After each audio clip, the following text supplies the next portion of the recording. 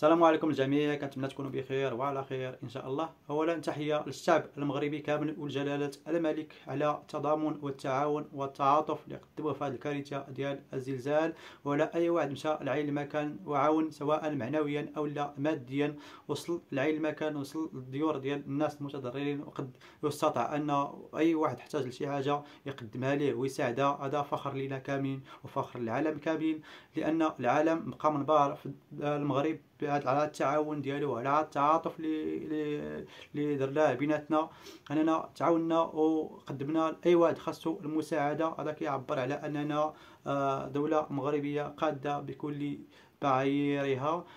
وكذلك الناس اللي في الدول الاوروبيه المغاربه ولا غير المغاربه حتى هما تحياتي لهم على الدعم ديالهم وعلى التعاون ديالهم. ومن هذا المنبر ديال التعاون والتعاطف كذلك المنصه ديال بيلونس، هذا علاش درت الفيديو. اي واحد عنده منصه ديال بيلونس، خاصه الناس اللي كاين في مراكش ولا المدن ولا القريات اللي قراب لمراكش، صيفطت لكم منصه ديال بيلونس $100، يعني 20,000 مغربيه كتعاون. كذلك المدن اللي ماشي قرابين لمراكش او لا بعاد على مراكش، كذلك عطاتهم حتى المنصه ديال بيلونس $10، هي 100 درهم مغربيه. والناس المتضررين ديال مراكش عطاتهم $100 اللي هي 20,000 مغربيه. اي واحد عنده المنصه ديال بيلونس يحاول يدخل دابا ويستافد منها ويعاون الناس اللي معاه.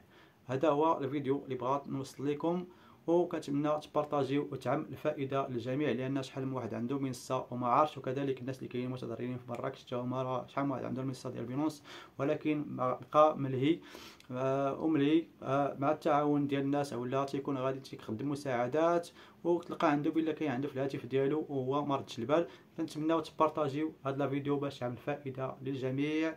وتحيه للمغرب والشعب المغرب وجلاله الملك، وكنا مغاربه. السلام عليكم.